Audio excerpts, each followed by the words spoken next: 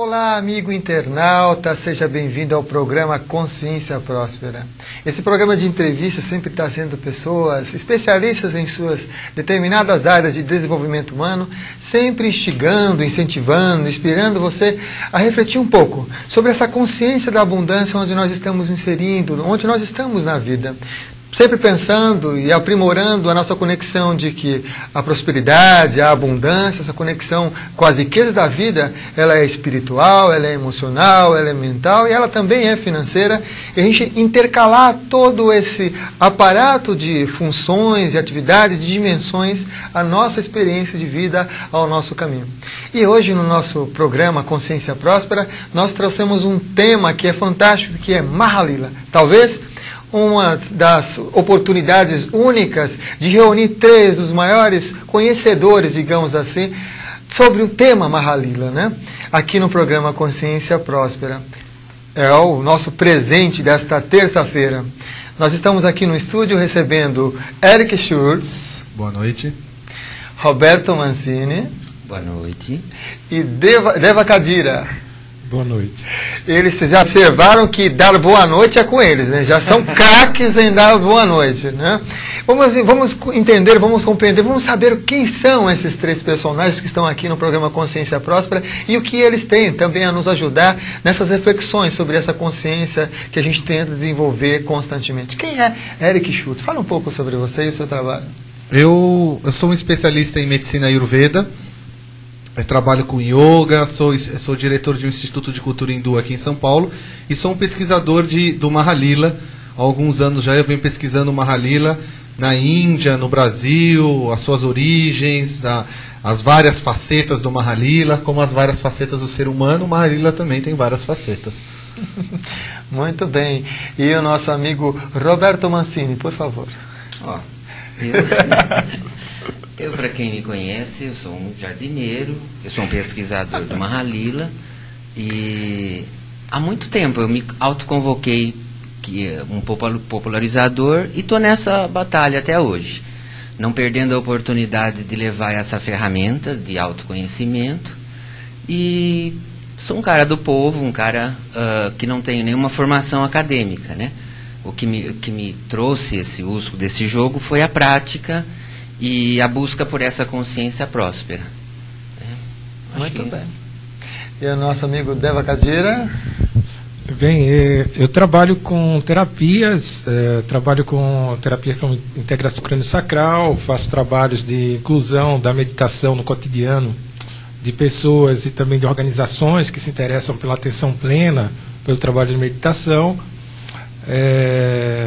Também sou músico, trabalho com música étnica, com percussões de várias partes do mundo, da Índia, Oriente Médio, África, enfim. E também, assim como meus amigos aqui, me encantei anos atrás com o poder, né, e a amorosidade desse jogo védico e pesquiso, estudo, compartilho o conhecimento, aprendo com as pessoas que interajo, e é isso basicamente. Muito bom. Você falou de conhecimento védico, né? A gente vai fazer uma pergunta então aqui para o Eric. O que seriam os Vedas? Explica para o nosso amigo internauta para entender um pouquinho de onde é que vem essa fonte, né? De onde é que vem aí o Mahalila. O que são os Vedas? Olha, a cultura indiana em geral, né, o grande Bharata, né, ou Mahabharata, como é o nome original da Índia, sim, ela é baseada em vários sistemas. Um dos sistemas é chamado de sistema védico. Nós temos o sistema tântrico, o sistema védico, e entre outros sistemas. O sistema védico ele é baseado em 4 literaturas, né, 4 textos sagrados, chamado Rigi, a Sama, a Atharva e esqueci o nome de um. Yarjuna, né? Yajur, obrigado. Yajur Veda. E eles dão a base para todo um sistema moderno, né? É estranho falar moderno, de 5, 6, 7 mil anos atrás, mas é um sistema moderno para a Índia. Sistema nos Vedas eles explicam desde o sistema de como sobreviver na sociedade até um sistema religioso. É muito curioso isso, né? Porque muita gente acha que vai pegar os Vedas e vai ter só coisa falando de religião. Lá não, eles ensinam como o pai tem que cuidar dos filhos, como a mãe tem que cuidar dos filhos, como tem que dar banho, como tem que educar, né? Como tem que contar os mitos. Aí começa a entrar a história do Mahalila dentro dessa história, dentro do contexto geral, né? Mas eu, particularmente, na minha pesquisa, uma coisa que eu sempre gosto de falar, o Lila ele tem muito fortemente, você vê os Vedas tendo uma influência no Mahalila. Mas eu considero mais o Mahalila dentro de um sistema tântrico do que num sistema dos Vedas. Eu vou explicar o porquê. Sim. Porque o sistema tântrico é o sistema que é passado de geração em geração pelo pai para os filhos. Né? Eu não estou falando de um tantra moderno que foi totalmente deturpado. Estou falando de um tantra totalmente tradicional, é a cultura que é passada de pai para filho, de filho vai passar para outro filho e assim por diante.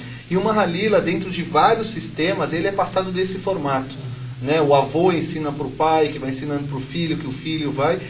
E, por causa de uma modernização, isso foi se perdendo também. Não só o Mahalila, como outros sistemas se perderam também. Isso é chamado de sistemas tântricos tradicionais. Né? Então você vê muita influência do Mahalila também nessa cultura das linhagens tântricas. Com certeza. Muito bom. E a gente vai passar para o Beto para ele responder. E o que é um Mahalila? Para mim é um espelho de expressão. É um método... Isso que foi porque eu não tenho cultura, gente, de hindu, nada, eu não... Tem muito mais que a gente. Mas eu tenho prática. Qual que foi o que me fez, assim, me interessar? É porque eu percebia que eu conseguia retratar coisas logo no início, desde o início, que estava só dentro de mim e aparecia no tabuleiro. Então, para mim, é um espelho de expressão, é um espelho do nosso mundo interior. E eu foquei nisso. E a partir disso eu comecei a jogar comigo e com todas as pessoas que foram aparecendo no meu caminho.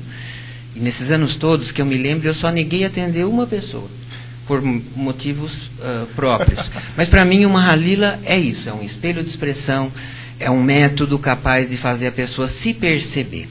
Todas as ciências, filosofias e religiões cabem dentro dessa tabela periódica da consciência humana. Então, para mim é isso, é um método que está aí, que a gente precisa divulgar, que a gente precisa popularizar. Quanto mais pessoas forem autoconscientes, menos sofrimento elas vão ficar gerando para si, menos atrasos nas serpentes elas vão ter para si. Muito bom. E me diz, como é que surgiu o Mahalila? É uma pergunta difícil, porque o que se sabe, e até... eles dois também pesquisam, pode ter outras fontes, que também o jogo tem essa beleza. Essa questão que a gente observa, e até aqui bem representado, é que ele tem a possibilidade de você descobrir e utilizar de N formas. Então, o que se sabe de registro, são registros que falam de 5.000 anos atrás, por volta disso.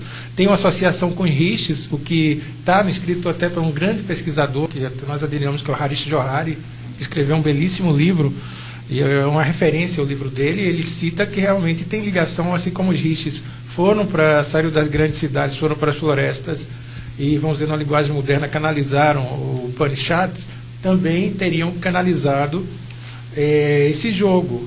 E eu concordo, claro, com eles, e o que o Roberto disse. Para mim ele é realmente uma tabela periódica que consegue, de forma gráfica, né, que isso aqui é muito legal, porque coloca de uma forma que o indivíduo vê o ciclo e representado o movimento da energia, expressa isso. Então, durante esses milênios, também eu acho a grande beleza do jogo é ser um jogo simples de criança, e é um jogo que é possível todo mundo jogar. Tanto que uma das coisas que nós temos em comum é essa questão de divulgar o jogo, porque todo mundo deve e pode jogar, né?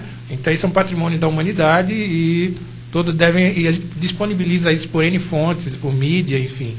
E o que sabemos da origem é isso, que é um jogo que se originou realmente de sábios do passado, de Bharat, que são rishis, e ele tem algo que, não sei se meus amigos vão concordar, que também é muito interessante, que é a questão que como é um jogo ligado à cultura védica, à cultura tântrica, é a questão dos chakras, porque se tem 8 níveis, são 7, pode se associar a 7 chakras, e as casas que estão em cada nível horizontal tem um grande reflexo da própria energia do chakra que atua, né? Que é no mapa. Eu estou olhando para baixo, que tem um mapa aqui na nossa frente. Tem um aqui. grande livro aqui estendido, né?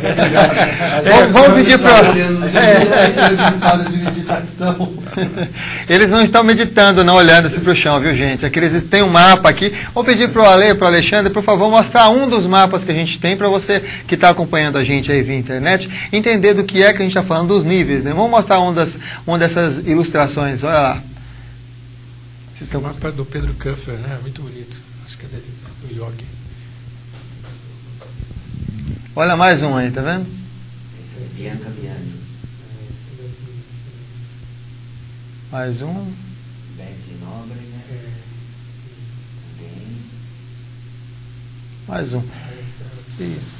Vamos parar por esse daí nas fotografias, né?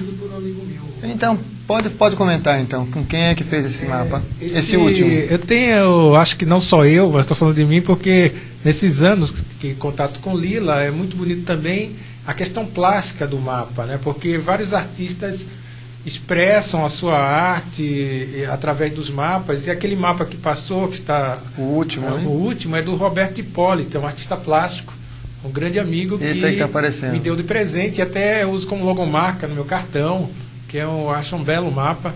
E então tem esse lado, como tudo que tem que é vivo, vamos dizer, tem o lado artístico. Então é muito bonito, porque isso simboliza também a própria democratização mesmo do conhecimento. É aberto para as pessoas criarem, colocarem sua energia, sua arte, e criarem obras de arte aí, como vocês viram alguns mapas, e tantos mapas são feitos, né? E como é que é jogado o Mahalila? Bom, em que sentido você diz? Como que começa o jogo? Sim, o jogo tem a Casa 68, que é intitulada Consciência Cósmica, ou Consciência Plena. Ela é o nosso ponto de origem, digamos assim, é o ponto de partida da essência do jogador. Sim. Né?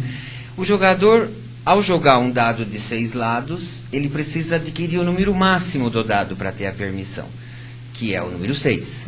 Né? A partir dessa entrada com o número 6, ele move o seu objeto, ou a si próprio, quando o tabuleiro é grande, né? Da casa 6, e tem um objetivo de chegar novamente à casa 68, a consciência cósmica. Né? E nesse caminho é que vai se dar os aspectos do seu mundo interno. Quando ele para numa casa que está à cabeça de uma serpente, ele deve voltar à casa que está à ponta da cauda dela. Então as serpentes são como se fossem escorregadores. Legal. Ale, mostra mais uma aí a imagem, pode continuar a explicação. E quando o jogador para na casa que tem o punho de uma espada, esse, por exemplo, é um tabuleiro muito antigo. Acho que são 24 planos. E Hari Johari reduziu desses 24 para 8. Então, museu na Índia, né? foi você que conseguiu essa imagem. Museu que eu não lembro aonde agora. E quando o jogador, continuando, para no punho, esse é de Bruno Radesca. É o tabuleiro circular que ele me mandou, eu testei, houve veracidade, houve sincronicidade, e ele começou a usar, né? É um grande amigo, uma pessoa muito estudioso. Esse foi você também, eu acho, que trouxe. Mas a função da espada é como se fosse escada. Então é um jogo de sobe e desce. Eu acho que algum de nós, eu mesmo aos 7 anos de idade, ganhei um jogo do meu pai, jogo do sobe e desce. Jogo do sobe e desce. Tinha escorregadores e escadas. Sim. Se você ajudasse a vovó, você subia a escada, ganhava um doce. Né? Se você puxava o cabelo da amiguinha, você escorregava e levava um tropeção e ficava todo machucado. E isso tem tudo a ver com nossas posições na vida, né? Na nossa vida, que a gente entra nessa história como um bebê, a gente vai aprendendo coisas que o nosso meio ambiente vai nos dando, e aí ou a gente vai se atrasando no caminho, pelas nossas serpentes, pelas nossas vicissitudes, ou a gente vai se adiantando pelas nossas virtudes, né? Muito legal. E aí então tem que cair na casa 6. Quem é que quer explicar sobre os números dos dados? Porque é um jogo jogado com dados. Tem que cair na casa 6 porque é um jogo com um dado de 6 lados, né? A questão do dado já é bem legal, porque hoje o dado que a gente usa, e é muito prático, e é o usual, né, todo mundo conhece 6 lados, a gente pesquisando sabe que tanto no Egito quanto na Índia antiga, o dado era, na verdade, originalmente eram tábuas, um lado côncavo, outro reto, e era jogado assim. Então o dado ele evoluiu e ficou dessa forma que a gente usa, que é bem prática. E o dado é legal porque ele é, na verdade, eu chamo de bússola do herói, porque esse é um jogo da jornada do herói, né? O herói, como o Roberto disse, sai da casa 68 e ele vai sair numa jornada que, na verdade, a grande piada é que ele vai retornar, ele já está na perfeição, ele dá uma volta porque ele deseja entrar no jogo, então ele quer sair daquela situação, mas a perfeição ele retornar. Então é questão do ciclo, né? E o dado realmente eu digo que à medida que, como um pêndulo, para quem já trabalhou com radiestesia ou já viu um pêndulo radioestésico, o dado cada vez mais vai se afinando com o indivíduo e vai refletindo. Até também aqui é interessante que pode vir situações que tenham regras que sejam diferentes, que isso também faz parte do jogo. Em lugares diferentes que a gente vê da Índia, algumas regras mudam, mas a forma que eu uso jogar, cada número tem a ver com o elemento da natureza. Então, o 1 tem a ver com fogo, e cada vez que sai um elemento, nós buscamos, ou a pessoa sozinha jogando, refletir sobre esse elemento dentro da gente, como esse elemento pode reverberar na gente, né? A gente vai ter que dar uma pequena pausinha em relação aos números dos dados. Vocês vão ter informação, calma só um minutinho. É porque chegou no momento onde a gente tem um quadro aqui no programa Consciência Próspera, o Ale já entrou aqui para dar o sinal, que é o quadro Minuto Finanças, que tem a ver com números. É uma dica do nosso amigo Paulo Miranda sobre como você lidar com a energia do dinheiro no seu cotidiano. Por favor, o quadro Minuto Finanças de hoje do programa Consciência Próspera.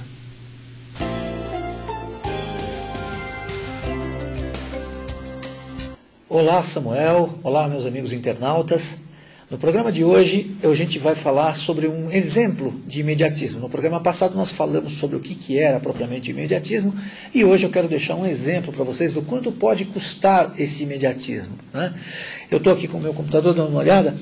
Eu tenho um exemplo de uma televisão LCD que custa R$3.000 à vista, tá?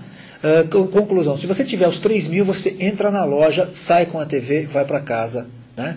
Feliz e contente. Se você não tem esses recursos, uma das opções é você fazer um financiamento.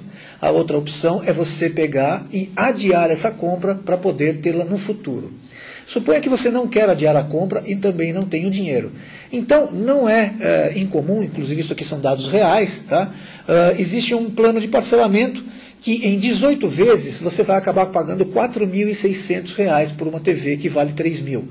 O que acontece se você trabalhou para conquistar 4.600, ou melhor, você vai trabalhar, né, ao longo do tempo por produzir 4.600 para adquirir um bem cujo valor é 3.000. Se por outro lado você começa a aprender que você pode planejar, você pode juntar recursos para obter esse mesmo eletroeletrônico, é possível a gente ver que com R$2.900 acumulados ao longo de 12 meses, você consegue ter os 3.000, porque você pode pegar e fazer depósitos mensais, por exemplo, numa conta poupança, ok? E com esses 2.900 distribuídos ao longo de 12 meses, você também vai ter os rendimentos dessa conta poupança, e ao final de 12 meses, você vai ter os R$3.000 suficientes para comprar a televisão. Então você veja a diferença. No primeiro plano, eu precisei produzir, como resultado da minha capacidade de trabalho, R$4.600 para ter um bem que vale 3.000. Na segunda, eu tive que batalhar por R$2.900 para ter o mesmo bem de 3.000. Se eu comparar a situação em que eu gasto 4.600 com a situação em que eu gasto 2.900, nós percebemos aí uma diferença de R$1.700 sobre um bem de 3.000. Ou seja, nós estamos falando aí de mais de 50% do valor do bem pagos simplesmente porque eu não quis esperar para ter, ou eu não sabia planejar para ter. Então o que eu quero deixar aqui é mostrar para você que o imediatismo pode ter um custo muito alto. E se você passa a ter isso como padrão, de cobrar tudo financiado, veja a perda de poder de compra que você tem pelo fato de estar sempre tomando um dinheiro emprestado que não é seu para poder ter as coisas agora, ao invés de se planejar para ter. Ok? Conheça mais sobre o nosso projeto de educação financeira pessoal. Acesse o nosso site www.mirandenavarro.com.br. Eu fico por aqui e até o próximo programa. Um grande abraço. Com você, Samuel.